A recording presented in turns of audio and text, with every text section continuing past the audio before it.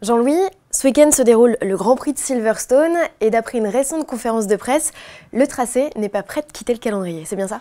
Oui, on avait quelques doutes. La conférence de presse vient de s'achever. Quelques doutes parce qu'il y avait deux menaces sur Silverstone. D'abord celle que Silverstone a provoquée en disant à Liberty Media, les nouveaux propriétaires de Formula One Management, il faut qu'on discute. Alors que moi ça me paraissait indiscutable. C'est la patrie de toutes les écuries anglaises. Je referme cette parenthèse. Et la deuxième chose, c'est la menace d'un Grand Prix à Londres.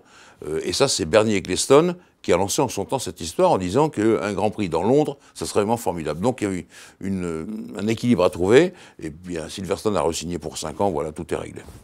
Ce tracé, qui est mythique, il y a une ambiance particulière là-bas, mais la richesse de ces virages fait aussi sa particularité et son charme. Tout à fait. Alors l'ambiance, c'est un public extrêmement compétent. Parce que s'ils sont là pour supporter McLaren, Red Bull et Mercedes, parce que Mercedes s'est quand même fait là-bas en Angleterre, ils sauront applaudir Ferrari si Ferrari fait des performances. Donc là, il n'y a rien à dire là-dessus. Et puis vous me parlez de la diversité des virages, bah oui, c'est ce qu'il y a de plus beau. Il y a 3-4 courbes qui font peur, je les renomme, un COPS, qui était le 90 degrés le plus rapide de la planète F1, et puis l'enchaînement Bagot, Beckett, Chapelle, et là vous rentrez là-dedans à 300 pour terminer à peu près à 200, 220, c'est très chaud hein, pour des S tout à fait à plat, et qui demandent énormément à la fois aux pilotes, en habileté, en physique, et puis aux voitures une tenue de route formidable. Donc c'est un peu compliqué, c'est ça qui est magnifique à Silverstone.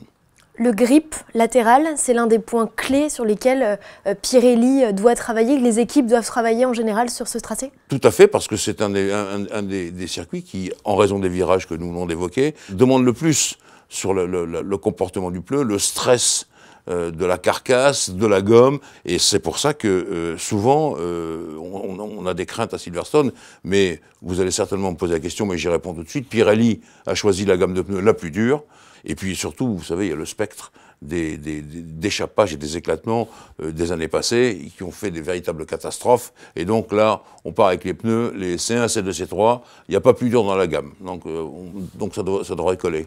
Nouveauté sur ce tracé de Silverstone, il a été entièrement resurfacé, on a lissé les bosses, on dit, alors je reprends exactement la phrase, on a accentué les courbes d'après les organisateurs.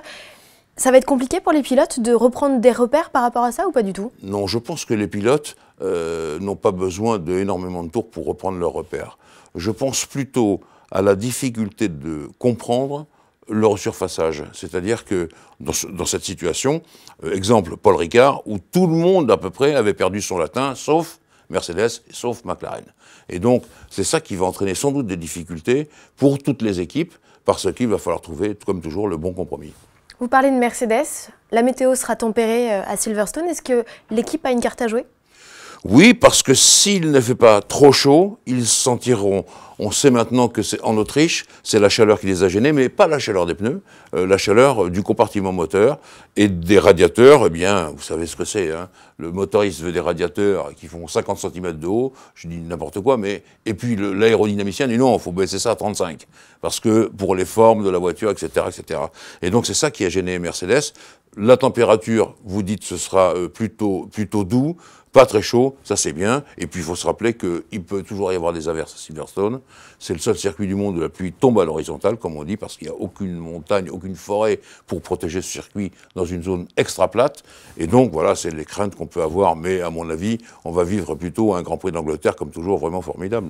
Et on note aussi la suppression de l'une des 3 zones de DRS du circuit, Jean-Louis, donc du coup, plus de sécurité mais moins de spectacle. Oui, mais on l'avait déjà un petit peu contesté, cette zone de sécurité, rappelez-vous Géraldine, parce qu'elle débouchait sur un droite-gauche vraiment difficile, et quelques pilotes n'avaient pas eu le temps, ou la présence d'esprit, de refermer leur DRS assez tôt, et ça s'était terminé, mais loin dans les rails de sécurité et les protections. Donc moi je suis pas pour cette zone.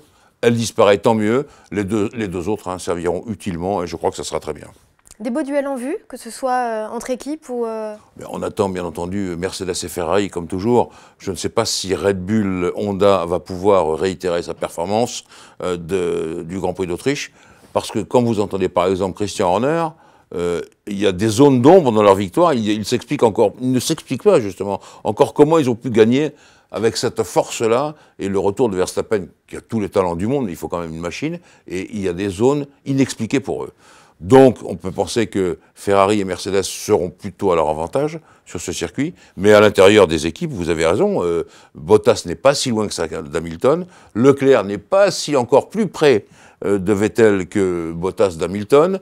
Et puis, bon, il faut quand même que du côté de Red Bull Honda, notre Pierre Gasly bien, se débrouille à au moins, oui, se rapprocher de Verstappen. Mais enfin, Verstappen, c'est une grosse pointure, donc c'est difficile. Il y a un duo qui vient d'être confirmé pour la saison prochaine, c'est Carlos Sainz, Lando Norris chez McLaren. C'est assez rare qu'une équipe confirme aussitôt son duo de pilotes. Oui, c'est vrai, c'est rare, mais c'est aussi significatif du fait que McLaren veut remonter dans la hiérarchie de la Formule 1. Et quand vous voulez vraiment vous consacrer uniquement à la voiture, il faut se débarrasser du problème des pilotes. Ils ont Sainz, ils ont Norris qui est un authentique espoir et qui a montré déjà qu'il marchait très fort. Donc voilà, on stabilise le côté, je dirais, humain pour s'occuper du côté technique. Je pense que c'est très raisonnable. Une dernière question mercato, on parle du retour d'Esteban Ocon et de Fernando Alonso sur la grille. Alors moi, Fernando Alonso, je n'y crois pas trop, parce que je crois que maintenant il a fait, non pas un trait sur la Formule 1, mais que c'est plus dans ses préoccupations. Et Esteban Ocon, c'est vrai qu'on l'évoque beaucoup chez Williams, Mercedes. Esteban, c'est un pilote Mercedes, et effectivement, il y a des problèmes de ce côté-là, puisqu'on sait très bien que, malgré toute l'estime qu'on a de Robert Kubica, il est quand même assez loin de George Russell. Donc peut-être que ça sera de ce côté-là, on verra. En tout cas, est-ce que ça sera là, au retour des vacances? Est-ce que ça sera l'année prochaine? Pour l'instant, on ne le sait pas encore. Dernière question, Jean-Louis, c'est sur de la Formula I. Jean-Éric Vergne a le deuxième titre consécutif de sa carrière à sa portée, mais mathématiquement, 8 pilotes ont encore la possibilité d'être titrés. Grosso modo, tout reste à jouer. Tout reste à jouer, c'est vrai. Mathématiquement, bon, 2 courses, hein, on sait très bien que c'est le week-end de New York, qui est quand même, pour la Formule électrique, un week-end assez smart, hein, faut dire les choses comme elles sont. New York, c'est pas n'importe quoi. Bon, il y a Jean-Éric, qui est très bien placé, mais il y a Luca Di Grassi. Voilà, je pense que c'est les deux vrais rivaux pour la course au titre. Ce n'est pas joué pour Jève, même s'il a de l'avance, mais il doit faire attention à Di Grassi. Et on sait que Luca, que j'aime bien en demeurant, hein, il est quand même assez rugueux. Et donc, il faut faire attention à cela. Mais Jève, il nous a montré qu'il pouvait faire des choses. Je pense que lui, ce qu'il aime, c'est partir en tête et il est rattrapable à ce moment-là. On verra. Luca Di Grassi, si par hasard il est devant en qualification, il faudra que Verne le dépasse et là, c'est une autre histoire.